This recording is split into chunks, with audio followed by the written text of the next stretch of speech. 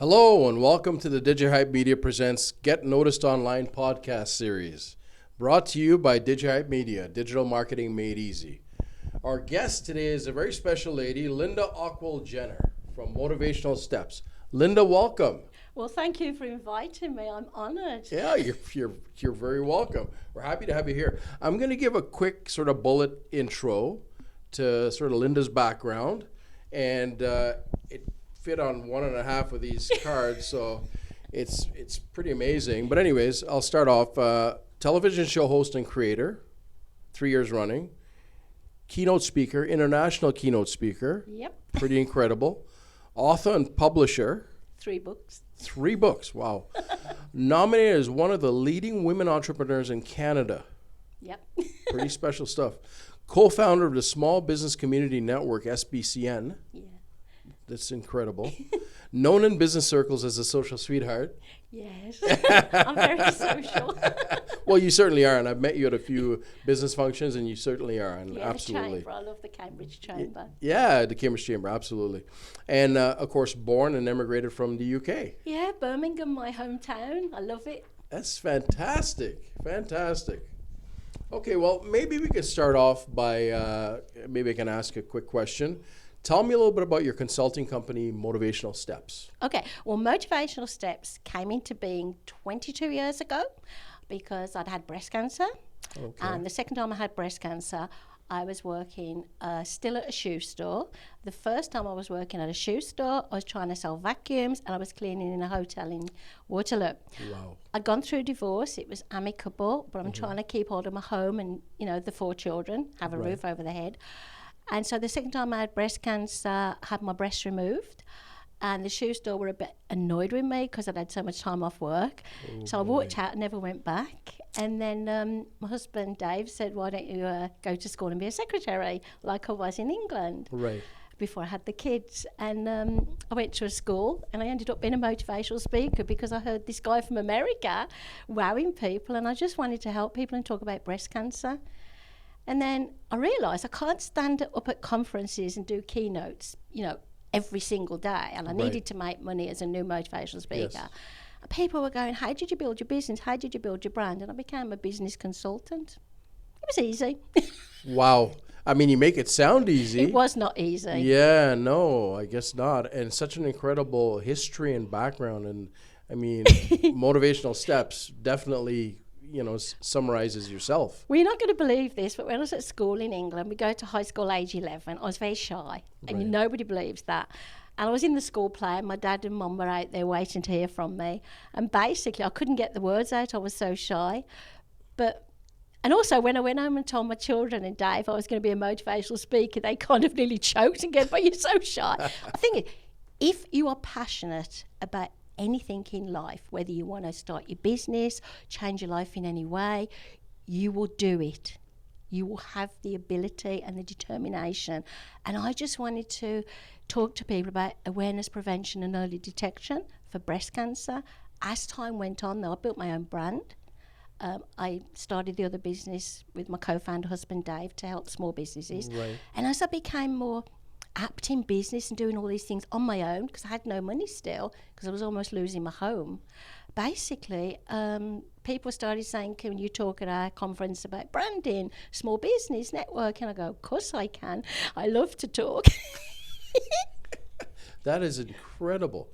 So you've literally put this together on your own and pieced it all together and created this brand on your own, just basically from your experiences, which many of them were challenging, but you sort of fought through it. All my experiences, my lived experience are true.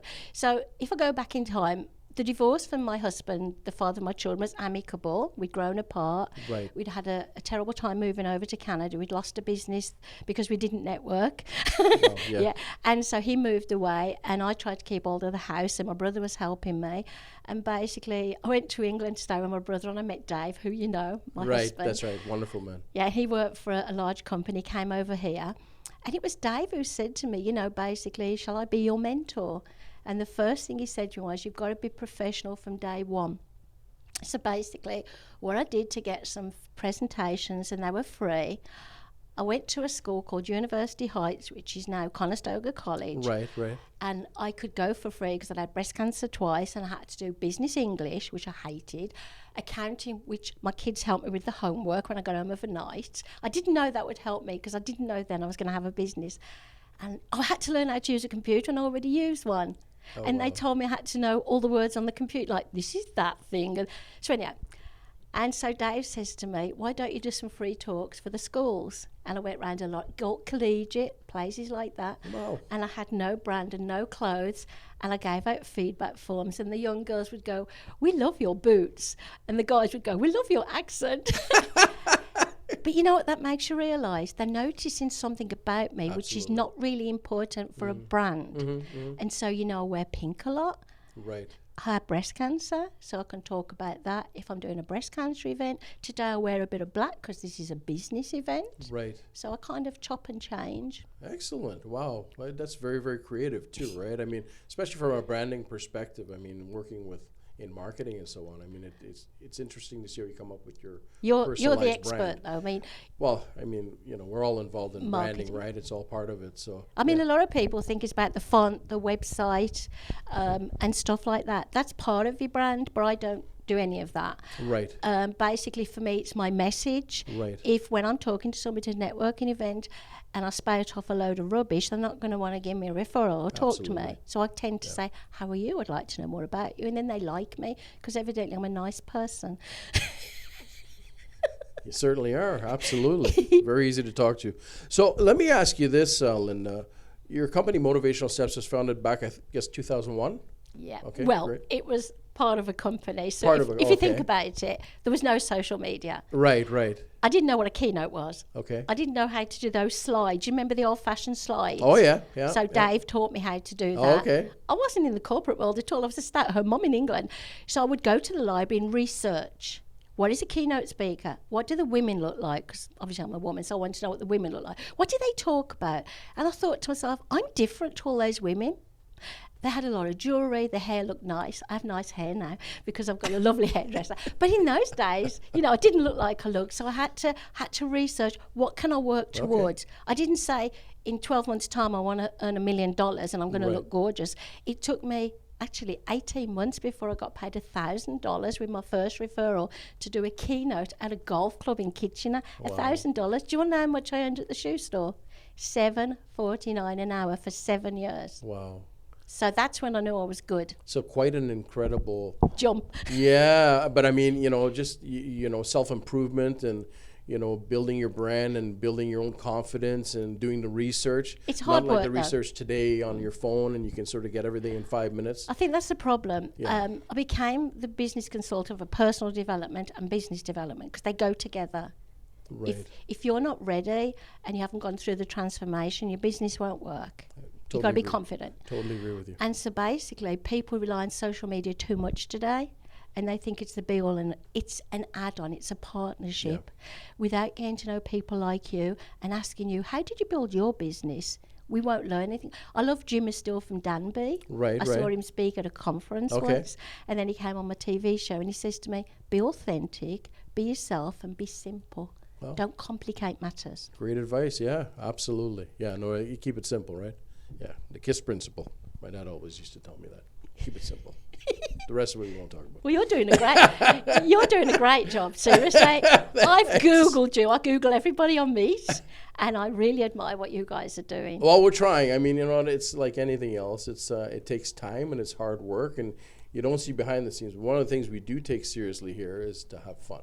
Yeah. Because you got to have fun. Right? And life's way too short. So as long as you're doing your job and you're having fun, well, why not? So tell me about since the business was founded to today. Yeah. Clearly business has changed. Oh, yeah. And the needs that they present to you as a keynote or as a consultant has changed. Yeah. What can you tell me maybe some of those changes are that are pretty obvious maybe to yourself? Are we talking about pre-COVID or after COVID? Well, not even COVID, just in general over the last 20 years, 15, 20 years. What has changed? You know, maybe it's business culture and so on and so forth. Definitely. What, in your opinion, maybe the important ones? one trick I learned was never waste an opportunity. Opportunities are there, but we don't notice them. Right. Remember that. Yeah, true. So basically, Dave, when he worked for another company, the corporate office was in Geneva. So I went with him the second time he went to the corporate office, and I thought, oh, this is a hotel with a foyer, and there's a lovely coffee place with a big table. So the next time we went, I set up a networking event, and I got a lot of clients from that networking event for my business consulting by keeping in touch with them, following up. Now, what I noticed was, in those days, they weren't using people like me to, they've got influencers on TikTok, and companies pay them to say, I'm using this coat or this perfume. And it's, in those days, they didn't even exist. So what's changed now is people are using influencers rather than rather than people like us. So what's changed for me, as I built up a brand, a lot of large organisations said to me, will you blog for us? And we'll obviously put your name there. Will you do this for us? Will you come to our conference and open the conference? And I was a keynote speaker, but, you've got influence because you've got a good brand. Right. Over time, then the influencers come in, and then they didn't want people like me to do it. But now what people have learned, the public, the consumers, is we're all being paid to do something. So the influencers don't really like the same perfume that they are. Well, they might do because it's free, but would they really buy it if they weren't being paid to say it? Right. It's my favorite. So now a lot of organisations are using their own people to be influencers, to say, I work at, this organisation, and the culture is this, or the products are that, and the cups are beautiful, and they're using their own people because it's more authentic. Right. What COVID did, though, it stopped me travelling as a keynote speaker. Right, yes. Yeah. Was Zoom part of that sort of transition for you? Yeah, but I was useless. The very first Zoom I went on, and I had my ear thingies in and everything, I got stuck, so I rushed out because I've got a home office, and Dave was home that day trying to help me. And I go, Dave, I'm having a problem. And I didn't know everybody could hear me, even though they couldn't see me. So I've learned a lot. Zoom is nice, but if you're a motivational speaker or a business speaker and the audience is sitting quiet and just staring at you, and I don't have any feedback, I don't like it very much. I do it still for my consulting because I'm a global consultant too, but I want this. I want the freedom for people to ask questions naturally. For sure, yeah. And it's a very, very interesting format to work on when you're dealing with, like we've dealt with a large chain for about 3 years, and one of the things that's interesting with a Zoom meeting is that you're online with 40 or 50 people from that company, and 3 or 4 of the directors or whatever, and you're kind of sitting there trying to find the directors and find everybody that sort of you want to talk to, as well as the rest of the team, right? The other thing is, I don't think I would have been successful as anything if people didn't meet me, because I don't think this myself. This is the feedback. Oh, you're so British, you've got a lovely accent. Oh, you're a really lovely person, you really care. You're so memorable. This doesn't really ring true when you're doing the virtual, because you can be anything you want. Right, that's right. I did get clients really quickly, meeting people all over the world and in circumstances like this. But when you're virtual, it's very difficult for people to take you for who you really are. It's not a personal thing. It's not a personal thing. So I suggest to everybody to get out there again and start meeting people, because COVID's gone. We've got to be careful, but, do this as much as often. Absolutely. And meet people. And, back to your point about when you were in Geneva with Dave and you were doing that big networking conference thing, that still rings true today. Oh, I do it a lot. We go to the chamber meetings and stuff like that, and it's so important to do them because you get to meet people, and it's very interesting too, the people you meet. Yeah. People that compliment what you do, the work you do, and in a lot of cases they're intrigued by the stuff you do, and even if it's interest, that might end up being a connection. Yeah. And influences can only go so far. Like you said, there's truth in it, right? Yeah. Whereas with influencers, I'm not saying it's not a truthful thing, they are lovely people, but yeah, but absolutely, but it's not as warm as a handshake or hello or a smile, right? When you're online or. Do you know the biggest challenge I had though when I was travelling, and this happened in Geneva? I was looking for a chamber event in Geneva. I was looking for a BNI, anything so I could network. Right. That's why I did Motivational Steps networking events, because they were either on the wrong day when I was in the hotel and it didn't work, or they were so far away I couldn't get to them. Almost in Switzerland itself. That's right. Geneva is in Switzerland, but onto, say, France or in the mountains. So I thought to myself, and this is where people fall short. They say, well, I can't do that. Why would I start a networking event when I'm travelling? Because you're in a hotel, and the hotel wants you to bring people into the bar or the coffee. It's bringing people in to the local community. And then I started doing it whenever we travelled. Dubai was the best. It was absolutely lovely because and again, it wasn't my event, it was Dave's event. So again, take opportunities to travel with people and, share the events together and share the costs. And basically, it was absolutely lovely. And the chefs there loved me so much, and I don't know why, because I never had a conversation with them. They made me a cake and gave me chef's hats and said, come back soon. Oh, that's awesome. And they loved my personality. That's fantastic. Dave thought I'd been kidnapped by them. So it's weird. If people like you... It speaks to your personality, right? So. But seriously, this sounds awful, but it's true. If people like each other, they will refer each other. Absolutely. But you've got to be careful, because if you refer someone who doesn't do a good job, your reputations gets damaged. This is why the events we go to in person or the coffee shop meetings are very important. Yeah, I totally agree with you. I mean, you know what? It's your brand. Going back to what you said earlier, it's your brand. So if you refer someone who's maybe not at that level or maybe has the experience that you're saying that they do, based on what you've learned, it may come back to haunt you, right? So. And the other thing is, it sounds really clever that I've written 3 books. Anybody can write a book. It's just like if you're having a conversation, and so you could record the conversation and then put it into a book.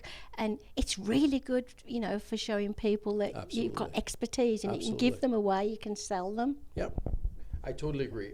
And so let's talk about your books. Let's talk about that. So you have 4 books published, 3 books published? 3. Okay. I've had brain freeze since COVID for writing another book. That's still fantastic, though. I mean, with your track record, still being able to publish and write 3 books. So the first book, again, in that sequence, I guess, A Life Like Mine. Yep. The next one was The APE Philosophy. For everything money can't buy. That's right, yeah.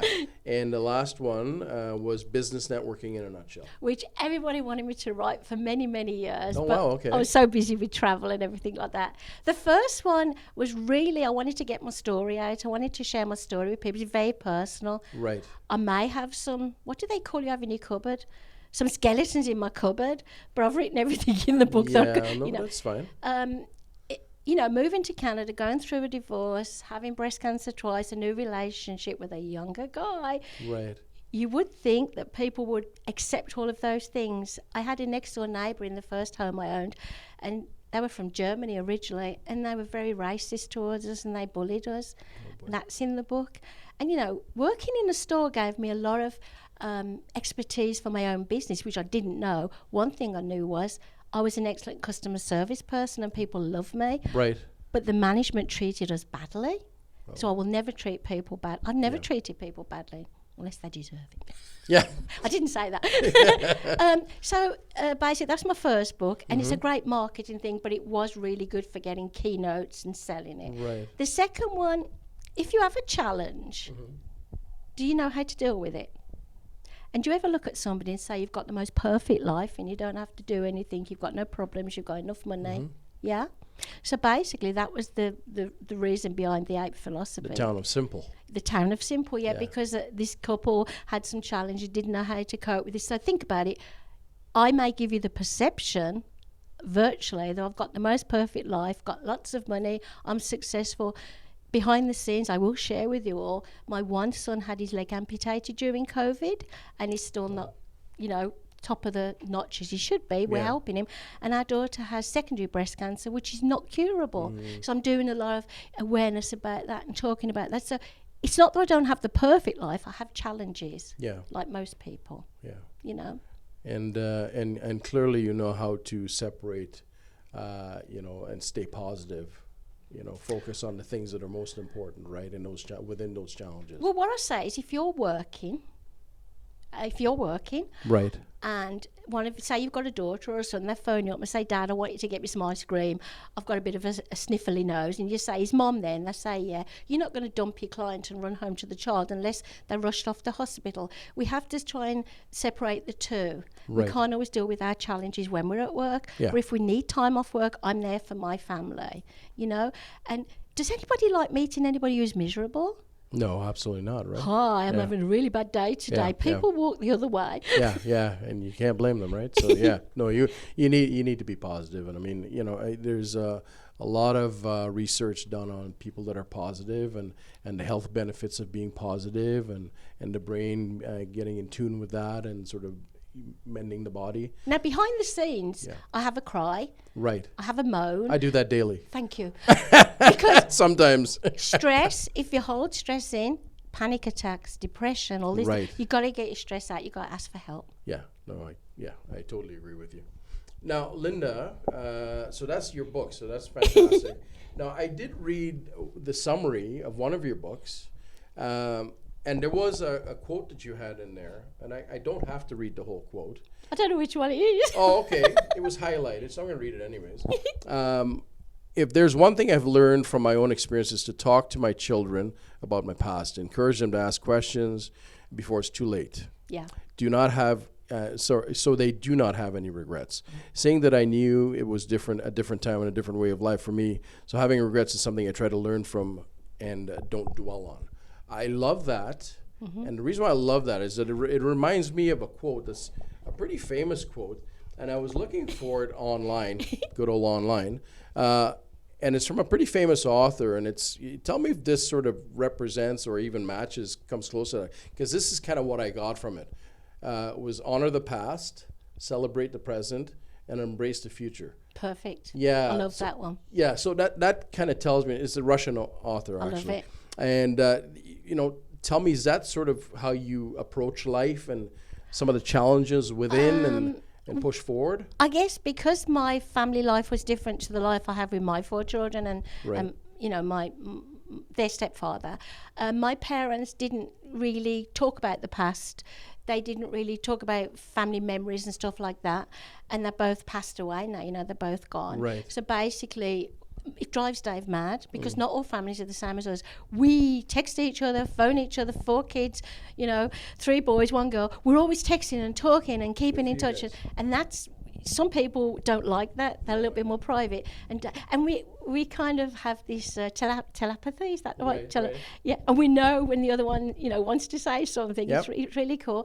When I'm passed on into heaven, luckily, if I go to heaven, basically I want my children to know everything they possibly can about me, their dad, and all their relatives, and pass it on to our grandson. I think that's a fabulous way to look at life. And I mean, I have 2 older parents. One's 90 and one is in their mid 80s. That's fantastic. And although they have their challenges, I can't spend enough time with them. I mean, I don't spend enough time with them, but I can't when I have the chance to go see them and just sit and listen to them talk. I love it. There you go. I think it's very, very important. So I found that very interesting, and I thought that was incredible. I think a lot of people take for granted that they've got to work. We know we've got to work. We know Right. we've got to, but never forget to spend time with your family because we're not going to be there forever, are we? All of us. That's right. It is a short trip, isn't it? Yeah. Yeah. Tell me one interesting thing that you've experienced when you did a keynote speech, either during your keynote speech or maybe something that occurred after because of your keynote speech. Okay, this was lovely because in the early days of me travelling, it was mostly across Canada. Right. And basically, nobody knew who I was. My brand was still growing, or so I thought. But I'd written my first book. So Dave and I were having breakfast in Niagara Falls. We were having a weekend away. And basically this lady came up and said, Linda, I bought your book, A Life Like Mine, at the conference. Do you remember me? And I didn't remember her. I felt really bad. And Dave said, oh, is this what it's going to be like the rest? He was joking. It was very interesting because I realised then that even though I'm not going to remember everybody, people will remember me, and it does happen. I'm not being Absolutely. funny. I was in where you take your cleaning, and the guy in there said, "You're Linda OJ from the Small Business." You know, it's a nice feeling. Shall I tell you why? Please. Because we all have bad things happen in our life, whether it's bad employers or something horrible happening next door neighbours, wherever. And then we say to ourselves, one day we'll show you Or somebody might say to you, you're never going to make a success of your business. So it gives us this nice feeling to say that we've moved on, we've forgiven, or we've made a success of our business. So it's lovely. Yeah, it is great. And I mean, to think that I think it's a great feeling as well that you've been able to, help other people. I think that's got to be a great part That's of why I started the business. People say to me, I want to earn this much money. And I say, why? If it's about money, it's going to take you longer today than it did me 20 years ago because there's so many more businesses. How are you going to stand out? 100% agree. Yeah, it has to be about passion and love for it, and then the money comes, right? Hard work. Hard work. Yes, that's the first part. So tell us about SBCN, Small Business Community Network. Thank you. Dave moved over from England. He worked for a large organisation, my new husband, and basically after 3 years, the place closed down in Brampton, large organisation.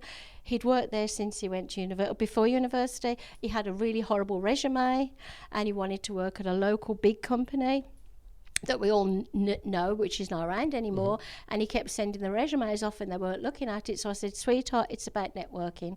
Now, Dave is a guy, he's learnt to like networking, everybody likes it. He went to 3 different networking events, and for whatever reason, he didn't like any of them. And I said, you know what? I couldn't afford to network when I first started the business.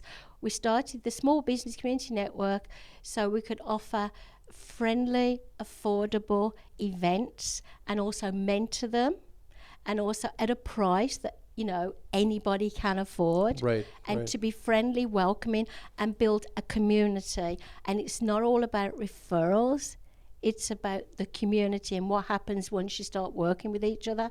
We will be celebrating 20 years. We're having an event this November. Just Dave and I, on our own, do everything.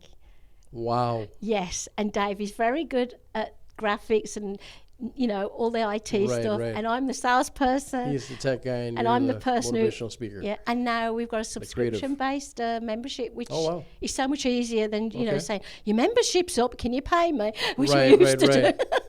Well, good for you. Thank you. That's incredible, and that's now held where in? It's actually held in Kitchener. Okay. Our title sponsors now are Workhouse. They're a wonderful, wonderful organisation where you can, rent an office there or have an office there forever. Believe it or not, TELUS Business came to us many years ago and they started sponsoring us. You know why? They could see we had a good brand presence and we helped people. Sadly, that sponsorship ended at COVID, but we were very grateful, very grateful.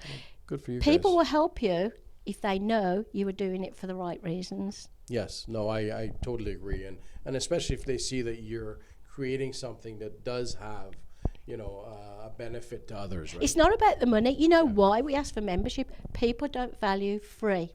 Right. They don't. Yes. They take it for granted and go, That's true. It's not worth it because it's free. Something's there, yeah. Why don't we pay for it? Yeah. Just in wrapping up, I'm going to ask a couple of quick questions. Any advice for entrepreneurs that are maybe facing challenges? We talked about post-COVID. What challenges, maybe what advice can you give to someone, a young entrepreneur that's sort of battling through it? The first thing I'd say is look for mentors, free mentors. If somebody comes up with an opportunity that costs money, say no, because at this stage in your business, you might change it or you might decide not to run the business. And secondly is believe you can do it, but know that it will be hard work. It will be hard work. And if you need help, connect to people like yourself or like me, and I'm always willing to mentor for free and help someone, or send them to somebody who can help them. But believing in yourself is the biggest thing, because if you don't believe in yourself, I won't believe in you.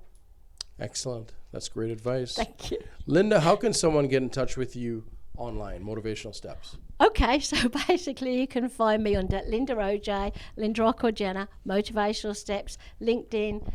Oh gosh, all the social media sites, you will find me, because Excellent. I don't have a business card normally. People just Google me and they find me. And are you at www.motivationalsteps.com? Yep. Awesome. Folks, Linda Ockwell-Jenner. Linda, thank you so much for being here. And it was a lot of fun. Thank you for joining us. You did say I'd talk a lot, and I didn't I? No, you did. It was perfect. Thank you for perfect. being invited. Thank you for being here.